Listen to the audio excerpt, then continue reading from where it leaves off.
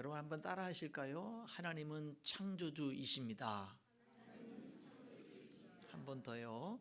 하나님은 나에게 생명을 주신 분입니다. 마지막으로 한 번 더 하죠. 하나님은 나의 진짜 주인이십니다.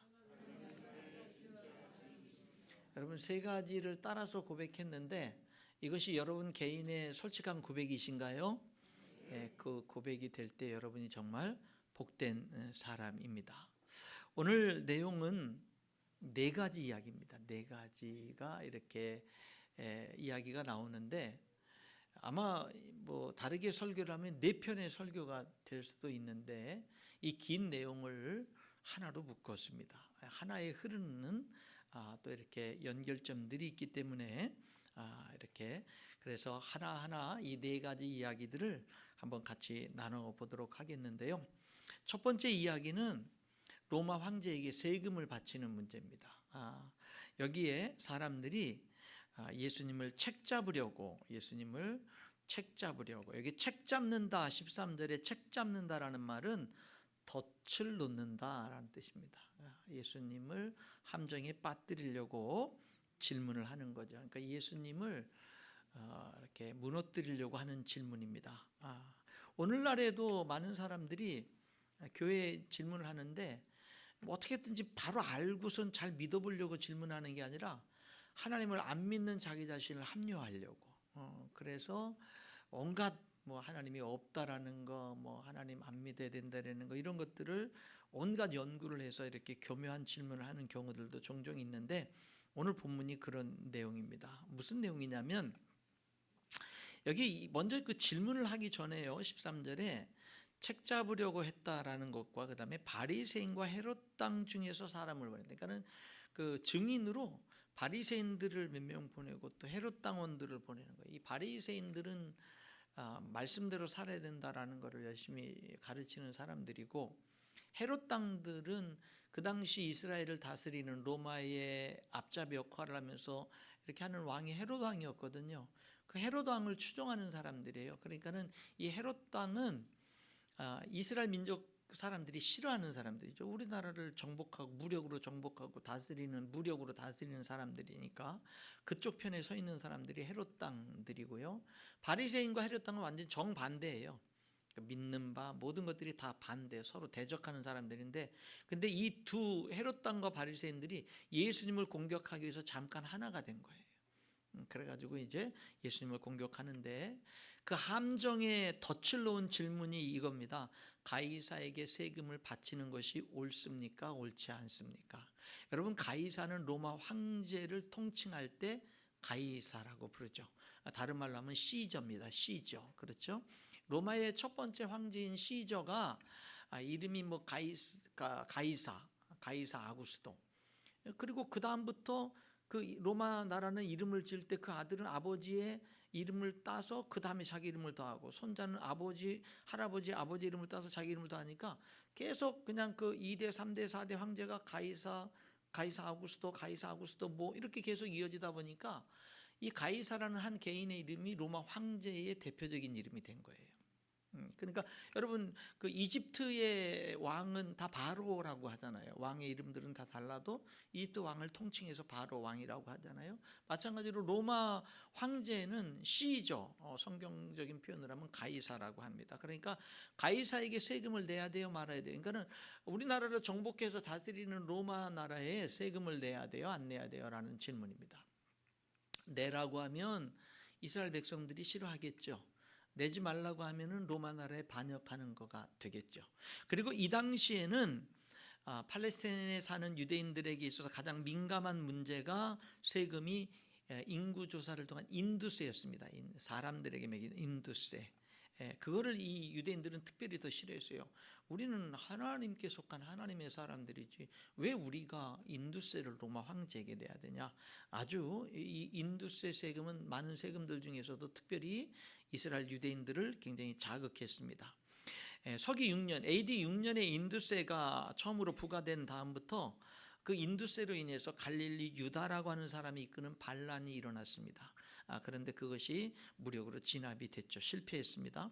그 후에 열심당원들이 일어나서 열심히 이제 로마 나라에게 무력으로 우리가 나라를 뺏겨서 지배를 당하니까 무력으로 로마 사람들을 물리쳐야 된다 해서 로마 사람들 뭐 요인 암살 이런 것들을 이제 무력으로 하는 열심당원들이 생겨났죠.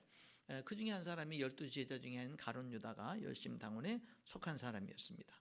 이들은 이렇게 세금 문제, 특별히 인두세 문제로 인해서 로마 나라에 굉장히 항의를 거세게 자극을 하고 항의를 많이 했습니다. 그렇게 항의하는 가운데 드디어 AD 66년에 대대적인 반란이 국가적으로 일어나게 되죠. 로마 나라. 그리고 그 로마로부터 독립하기 위한 이 반란, 이 전쟁은 4년 동안 이어집니다. 그래서 66년에 시작된 전쟁이 AD 70년에 가서 4년이라는 세월이 가서 드디어 예루살렘 성이 함락됨으로 말미암아 이스라엘은 완전히 망합니다. 완전히 망해요. 그리고 몇십 년 후에 또다시 그들이 다시 한번 좀 반기를 들고 독립을 해보려고 이렇게 하다가 로마는 그들을 완전히 진압한 다음에 이스라엘 백성들을 완전히 그 팔레스틴 땅에서 추방을 하죠. 추방, AD 100년 좀 넘어서 추방을 합니다. 그래서 유대인들은 그 팔레스틴 땅, 전통적으로 오랜 수천 년 동안 살았던 팔레스틴 땅에서 다 쫓겨나가요. 전 세계로 흩어집니다. 디아스포라 유대인들이 돼서 전 세계로 쫓겨나가가지고 이 나라 저 나라에서 온갖 핍박과 차별과 여러 가지를 만나면서 살게 됐죠. 그리고 그 팔레스틴 땅에는 다른 사람들이 들어와서 살기 시작합니다. 약 2000년 가까이. 지금 팔레스틴 사람들이 있죠.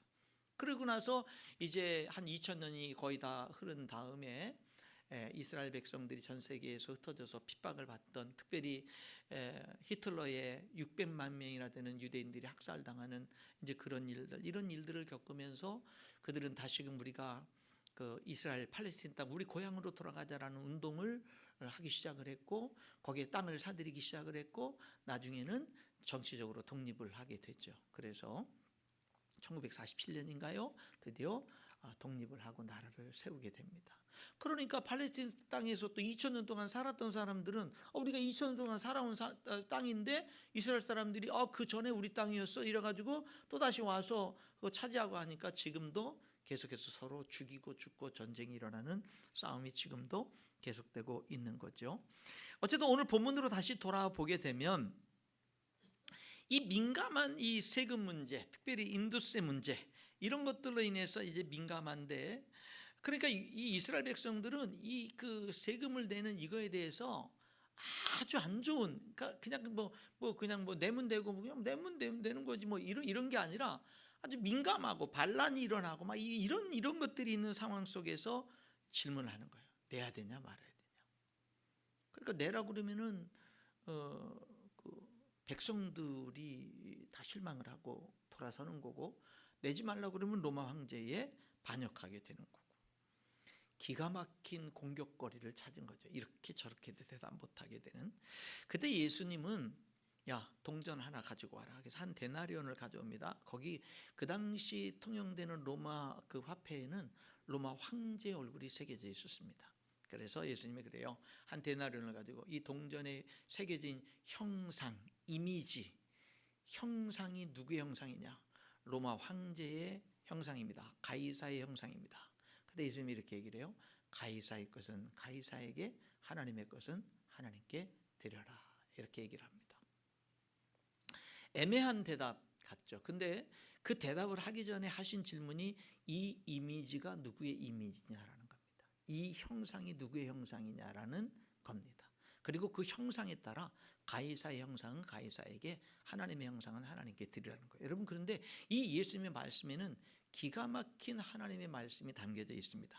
창세기서 1장 26절 27절에 보면 하나님이 이르시되 우리의 형상을 따라 우리의 모양대로 우리가 사람을 만들고, 사람은 하나님의 형상대로 창조됐어요.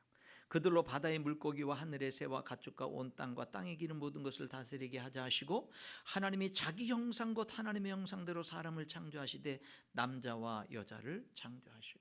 여러분, 예수님은 그 함정, 덫을 놓은 그 질문에 대답을 하실 때 이 동전, 돈을 세금으로 바치는데 그 돈에 새겨진 형상이 누구냐?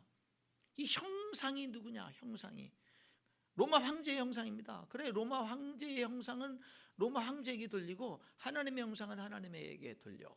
여러분, 이 예수님의 대답에는 무슨 진리가 담겨져 있느냐면, 로마 황제에게 세금 조금 드리는 거, 그 세금 몇 푼이 되겠어요? 세금 조금 드리는 거, 그거보다도요, 너희들 전체, 너희들 생명 전체, 너희들의 존재 전체는 하나님의 이미지야. 하나님의 형상이야. 그러니까 로마 황제, 자기를 신처럼 이렇게 칭송을 받으려고 한 로마 황제에게 그 세금, 너희들이 가진 소유 중에서 지극히 작은, 지극히 일부인 세금 몇 푼 드리는 거, 그보다 더 중요한 게 뭔지 알아? 너희들은 머리끝부터 발끝까지 너희들은 전체가 다 하나님의 이미지야. 하나님의 형상이야. 그러니까 하나님께는 소유의 일부 조금 드리는 그게 아니라 하나님께는 네 존재 전체를 드려야 되는 거야 라고 하는 것이 이 예수님의 대답 속에 있는 겁니다. 여러분, 이 함정의 질문 속에서 예수님이 선포하신 내용은 뭐냐면, 하나님이 우리 모든 것의 전 존재의 주인이다 라고 하는 것을 말씀하시는 겁니다. 두 번째 이야기가 12장 18절부터 펼쳐집니다. 부활이 없다라고 믿는 사두개인들, 이 사두개인들은 종교 지도자들입니다. 그 당시 여러분, 이스라엘의 모든 정치, 로마 나라에게 나라를 이렇게 뺏겼지만 그래도 많은 것들을 위임받아서 다스리는 그런 그 정치적인 권력을 잡고 있는 사람들이 사두개인들이었어요. 사두개인들. 이 사람들은 하나님을 믿어요.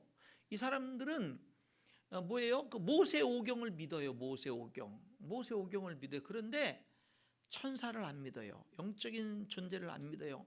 사람이 죽은 후에 세계가 없다고 생각을 해요. 죽으면 끝인 거예요. 이 세상의 삶이 전부인 거예요. 이렇게 믿는 사람들이 사두개인이에요. 그러니까 지극히 이들의 삶은 현실적일 수밖에 없죠. 그러니까 로마의 황제나 로마 나라의 그런 사람들에게 빌붙어 가지고, 그래가지고 이렇게 뭐 뇌물도 드리고 이렇게 하면서 정치적인 권력, 특혜, 특권 이런 것들을 누리면서 사는 사람들, 그러면서 지도자적인 역할을 하는 사람들이 사두개인들이었습니다.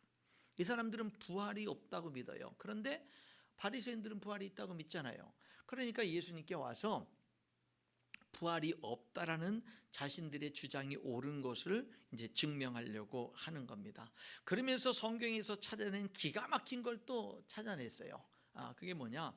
성경에 있는 말씀인데, 이 성경 말씀은 사두개인들이 여기 19절에 선생님, 모세가 우리에게 써두기를 어떤 사람이 형이 자식이 없이 아내를 두고 죽으면 동생이 아내를 취하여 형을 위하여 상속자를 세울지니라 하셨나이다. 이 말씀의 근거가 신명기 25장 5절과 6절의 말씀이에요. 그 말씀을 제가 읽어드리면 이렇게 되어 있습니다. 형제들이 함께 사는데 그중 하나가 죽고 아들이 없거든 그 죽은 자의 아내는 나가서 타인에게 시집가지 말 것이요, 그의 남편의 형제가 그에게로 들어가서 그를 맞이하여 아내로 삼아 그의 남편의 형제된 의무를 그에게 다 행할 것이요, 그 여인이 낳은 첫 아들이 그 죽은 형제의 이름을 잊게 하여 그 이름이 이스라엘 중에서 끊어지지 않게 할 것이니라. 그러니까 자식이 없이 죽은 그 대가 끊어지지 않도록 하기 위해서 그 형제가 그 형수님과 같이 살아서 낳은 첫 아들이 그 죽은 형님의 이제 그 후손을 아들로 되고 후손을 있게 하고 둘째부터 자기 자녀가 되게 하고 이렇게 되는 거예요. 이제 어떤 그 대가 끊어지지 않게 하기 위한 그 법을 이제 이용을 해서 이 사두개인들이 예수님께 하는 거예요. 7형제가 있었는데요. 첫째가 부인하고 살다가 자식이 없이 죽어서 그 부인이 둘째랑 살았는데 둘째도 자식이 없이 또 둘째도 죽었고요. 셋째도 살았는데 셋째도 자식이 없게 죽었고요. 7이 다 죽었어요. 그렇게 되기가 어렵죠. 그렇죠? 근데 말도 안 되는 거 가지고 이제 공격을 하는 겁니다. 그러면은 부활이 있으면 부활 때 그 여인은 7 남자랑 살았는데 누구의 아내가 되겠느냐라는 거예요. 그러니까 부활이 없다 이거예요.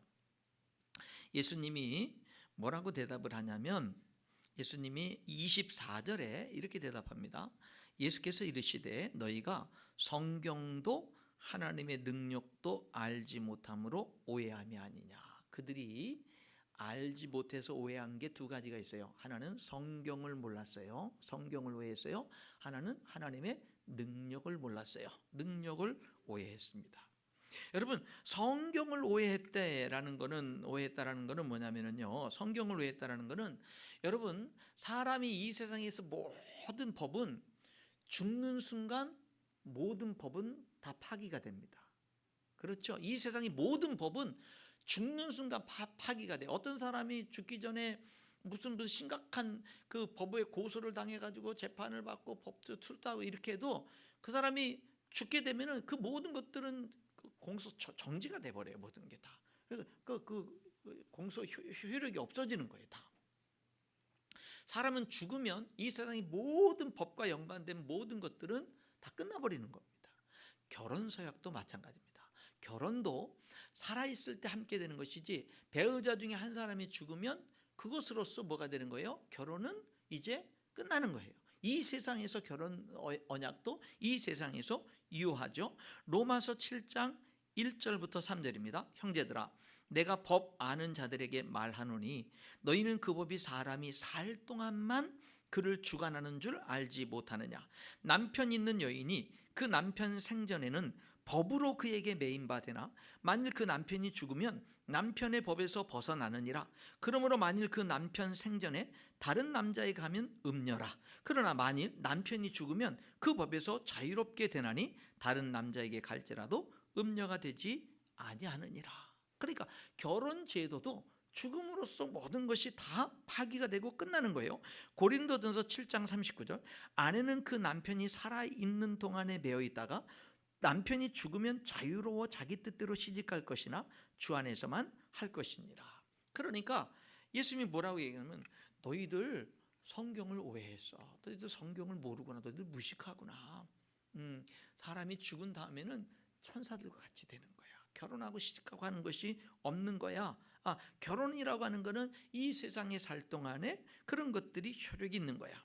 그 다음에 또 두 번째, 너희들이 오해한 건 하나님의 능력을 오해했어. 그러면서 예수님이 뭐라고 얘기를 하냐면요, 26절에 죽은 자가 살아난다는 것을 말할 텐데, 너희가 모세의 책 중에 가시나무 떨기에 관한 글에 하나님께서 모세에게 이르시되 나는 아브라함의 하나님이요 이삭의 하나님이요 야곱의 하나님이로라 하신 말씀을 읽어보지 못하였느냐. 여러분, 이것은 출애굽기 3장 6절에 기록된 말씀을 예수님이 또 인용하신 건데, 하나님이 모세를 부를 때 떨기 나무에 불이 붙었어요. 근데 타질 않는 거예요. 나무가 불이 붙으면 타가지고 다 재가 돼야 되잖아요.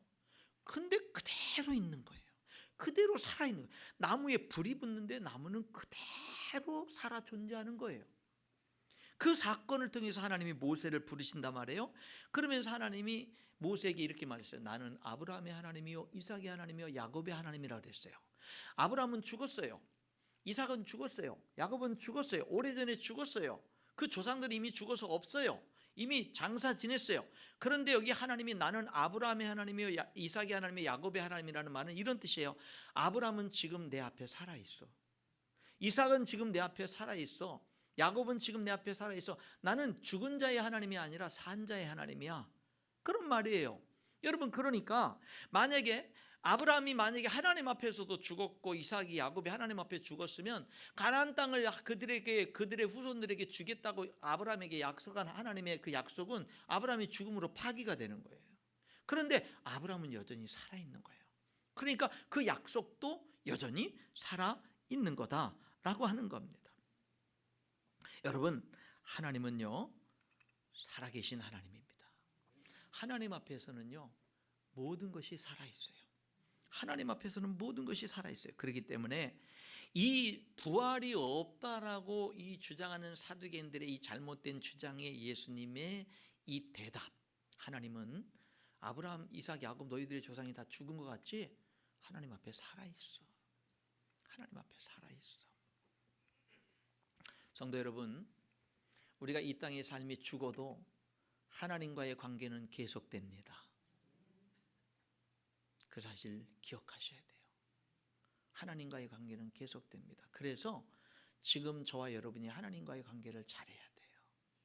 그 관계는 계속되는 거예요. 이 대답 속에는요, 이런 진리가 들어 있습니다. 앞에 로마 황제에게 세금 바치는 문제 속에서 들어있는 진리는 뭐죠? 하나님은 우리 한 일부분의 주인이 아니라 우리 전체의 주인이다. 우리 전 존재의 주인이다라는 거잖아요. 이 부활이 없다라는 사두개인들과의 이 논쟁 속에서 예수님의 대답 속의 진리는 뭐냐면, 우리 전 존재의 주인이신 하나님은 영원한 주인이다라는 거예요. 영원한 주인이라는 거예요. 단 몇 년 동안, 몇십 년 동안, 이 세상에 살 동안만의 주인이 아니라 죽음 넘어서까지도 영원한 주인이라는 거예요. 여러분, 이 신앙이 성경이 말하는 진리된 신앙입니다. 그렇기 때문에 우리는요, 하나님을 주인으로 모시고 살아가는데 하나님이 나의 주인이라는 이 신앙 고백이 분명해야 되는 거예요. 분명해야 되는 거예요. 여러분과 저는요, 혹시 여기 로마 황제에게 내 재산 중에 지극히 작은 세금 일부분을 드리고 내 할도리 다 했다라고 하는 것처럼 하나님께 그렇게 할 수 없어요. 하나님은 내 모든 것의 주인이에요. 내 존재 전체의 주인이고요, 영원한 주인이에요. 자, 그러면은 그 하나님 앞에 그래서 우리가 예수님을 믿는다라는 뜻은 예수님을 내 삶의 주인으로 영접한다는 뜻이거든요. 주인인 거예요. 여러분, 다시 말씀드립니다. 저와 여러분이 나의 자신의 주인이 아니에요. 여러분의 주인은 여러분도 아니에요. 오직 하나님 한 분만이 여러분의 주인입니다. 하나님 한 분만이. 그렇다면 하나님을 주인으로 모셨으면, 하나님을 주인으로 모신 사람은 어떻게 살아야 되느냐라고 하는 것이 여기 한 서기관이 예수님께 나와서 질문하는 것 속에 담겨져 있습니다. 서기관이 예수님께 나와서 질문합니다. 가장 큰 계명이 무엇입니까?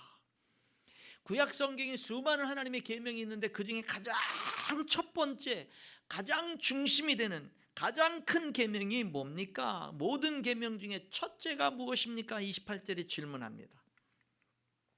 예수님이요, 대답을 하는데 약간 이상하게 돼요. 여러분, 첫 번째 계명이 뭐예요? 그러면 첫 번째 계명은 이거야라고 끝나야 되잖아요. 예수님이 이렇게 말합니다. 제가 성경에 있는 말씀 그대로 읽어보면은요, 29절에 이스라엘아 들으라, 29절에 예수께 대답하되 첫째는 이것이니 이스라엘아 들으라, 주 곧 우리 하나님은 유일한 주시라. 내 마음을 다하고 목숨을 다하고 뜻을 다하고 힘을 다하여 주 너희 하나님을 사랑하라 하신 것이요. 여러분, 모든 계명 중에 가장 큰 계명, 가장 첫 번째가 되는, 가장 중심이 되는, 우리가 결코 놓쳐서는 안 되는 첫 번째 그 계명은 뭐예요? 하나님을 사랑하라는 거예요. 하나님을 사랑하라는 거예요. 근데 하나님의 사랑을 어떻게 해요? 일부분으로 사랑하는 게 아니에요. 내 마음을 다하고 목숨을 다하고 힘을 다하고 뜻을 다하여. 여기 다하고라는 말을 다른 성경은 이렇게, 내 모든 마음으로, 내 모든 목숨으로, 내 모든 뜻으로, 내 모든 힘으로 남겨두지 말라는 거예요. 하나님을 사랑하는 데는 힘을 남겨두지 말고, 뜻을 남겨두지 말고, 목숨을 남겨두지 말고 전부 다 해서 하나님을 사랑하라는, 그게 첫 번째라는 거예요. 여러분, 이것이 첫 번째입니다. 우리의 신앙은 하나님을 사랑하는 신앙이 돼야 돼요. 우리의 예배는 하나님을 사랑하는 예배가 돼야 돼요.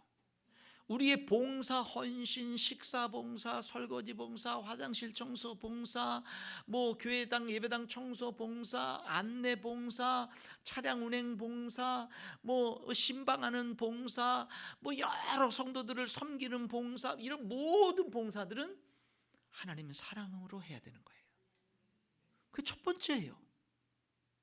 그럼 그렇게 대답하고 끝나면 되는데, 예수님은 첫 번째가 뭐냐고 물어봐서 첫 번째는 이것이야라고 대답을 했는데, 근데 31절에 물어보지도 않은 둘째를 얘기해요. 둘째는 이것이니, 둘째까지 얘기해요.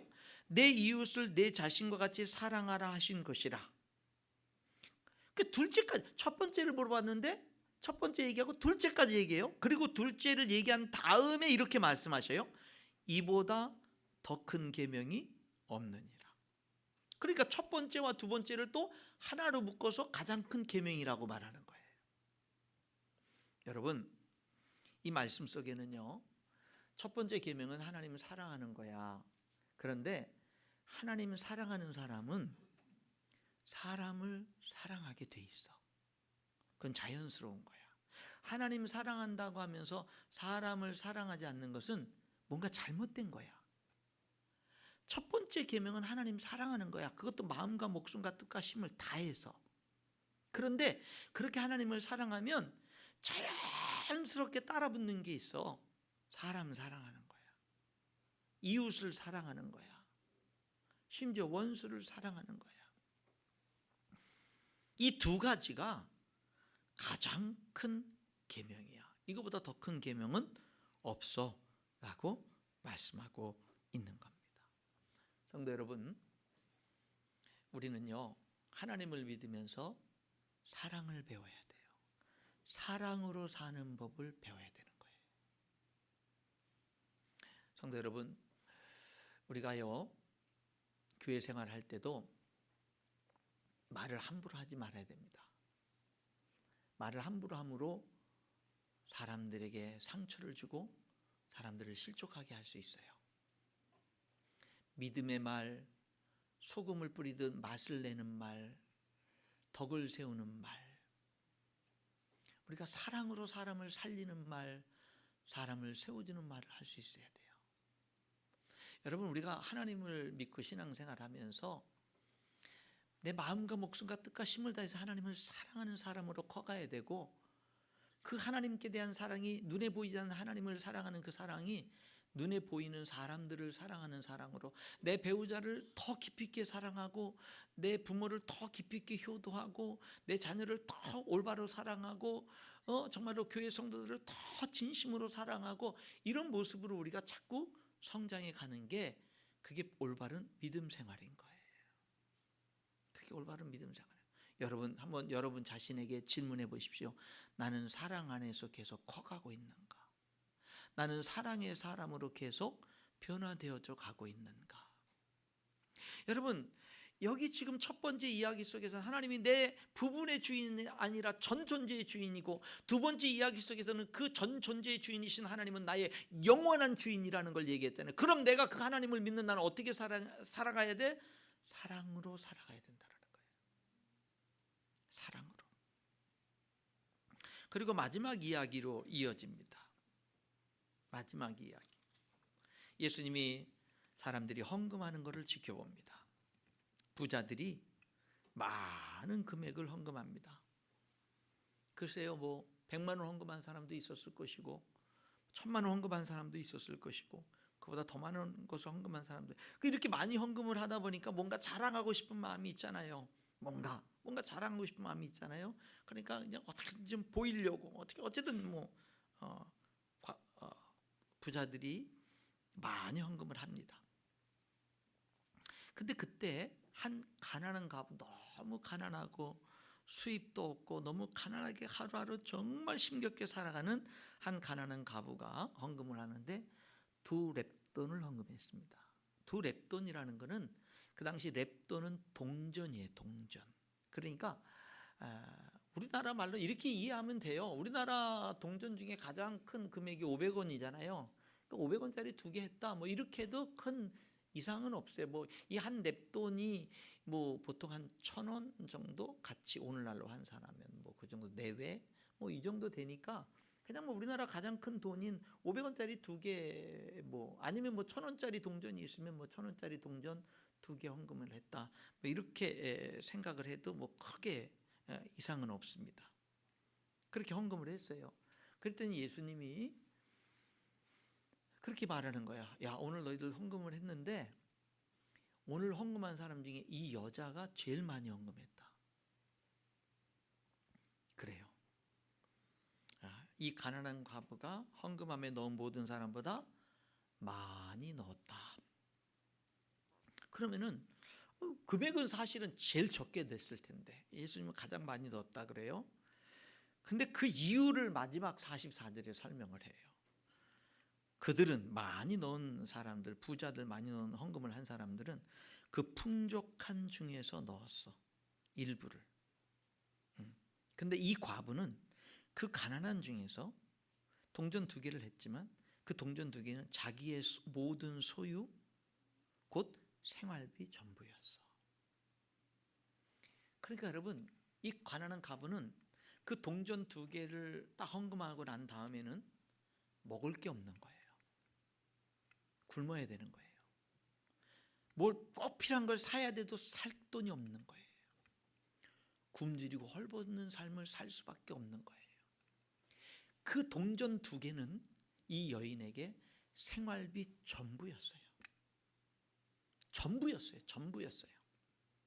그거를 다 드린 거예요. 여러분, 저는 이런 생각을 해봤어요. 동전 2개잖아요. 하나만 드릴 수도 있잖아요. 그래도 많이 드리는 거잖아요. 이 하나, 그 이유가 충분하잖아요. 내가 뭘 먹고 살려면, 내가 뭐 필요한 거 자식에게 뭐라도 챙겨주려면 이 반만, 동전 하나만 드리고 하나는 나를 위해 쓸 수도 있잖아요. 근데 다 드렸어요. 그러니까 예수님이 뭐라 그런 거예요? 제일 많이 넣었어. 제일 많이 하나님 앞에 드렸어. 여러분, 하나님께는 우리가 우리의 전 존재의 주인이시고 영원한 주인이신 하나님께는요, 그분을 사랑하는데 마음을 다하고 목숨을 다하고 뜻을 다하고 힘을 다해서 사랑하는 게 맞고요, 그분 앞에 드릴 때 내 전 존재를 담아서 드리는 거예요. 최선을 다해서 드려도 되는 분은 하나님인 거예요. 여러분, 참된 신앙은요, 금액적으로 많이 드린다, 적게 드린다 라는 양의 문제가 아니라 자기 자신 전 존재를 드리느냐 그렇지 않느냐의 문제인 겁니다. 나의 주인은 하나님인 거예요. 나는 그분의 청지기인 거예요. 이게 올바른 신앙생활의 지표가 된다라고 하는 겁니다. 여러분, 우리는 하나님을 섬기는데 여기 가이사에게 세금을 드려야 됩니까 말아야 된다 질문한 이 사람들처럼 그냥 내 소유의 지극히 작은 일부를 드리고 내 할 도리 다 했다, 그렇게 하나님을 섬기는 게 아니라는 거예요. 하나님께는요, 하나님, 당신은 나의 주인입니다. 나의 일부분, 어떤 부분의 주인이 아니라 전 존재의 주인입니다. 영원한 주인입니다. 진짜 주인입니다.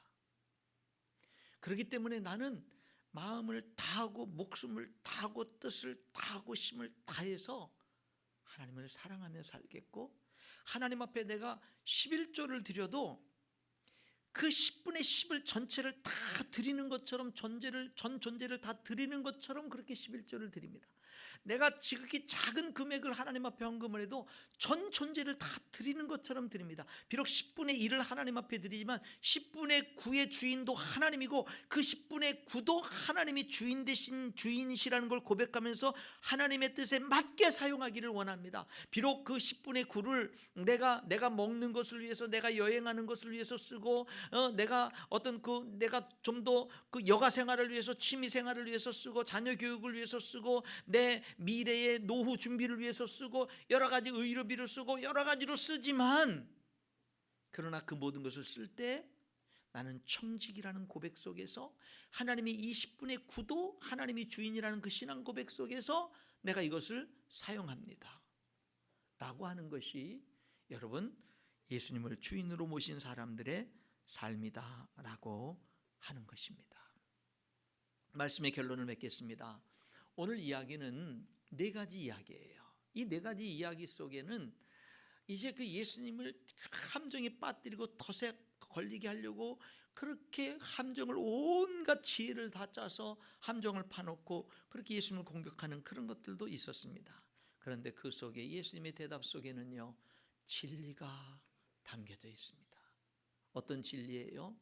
하나님은 나의 부분의 주인이 아니라 전 존재의 주인입니다. 하나님은 일시적인 주인이 아니라 영원한 주인입니다.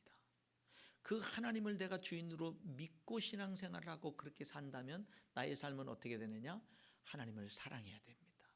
내 모든 것을 다해서. 그 사랑은 이웃사랑으로 나타나는 겁니다. 여러분, 그래서 하나님을 믿는 사람, 제대로 믿는 사람은요, 자기 배우자를 더 깊이 있게 사랑합니다. 더 깊이 있게 축복합니다. 부모님께 효도하게 되어 있습니다. 더 효도합니다. 자녀들을 내 것인 양, 내 소유인 양, 내 맘대로 그렇게 키우지 않습니다. 하나님이 주인이시고 하나님의 뜻대로 자녀들을 잘 양육합니다. 여러분, 그렇습니다. 그리고 하나님 앞에 모든 것을 드릴 때도 내 일부를 드리면서 내 것을 하나님께 드린 양 그렇게 하지 않습니다. 하나님이 내 전 존재의 주인이심을 고백하면서 그렇게 드리고 그렇게 나에게 맡기신 것을 그렇게 사용하는 것입니다. 여러분, 오늘 이 말씀이 저와 여러분의 신앙의 삶의 중심이 되고 우리들의 삶이 되고 그렇게 하나님 나라 갈 때까지 참된 믿음으로 성장해 가는 저와 여러분이 될 수 있기를 주님의 이름으로 축원합니다. 기도하겠습니다.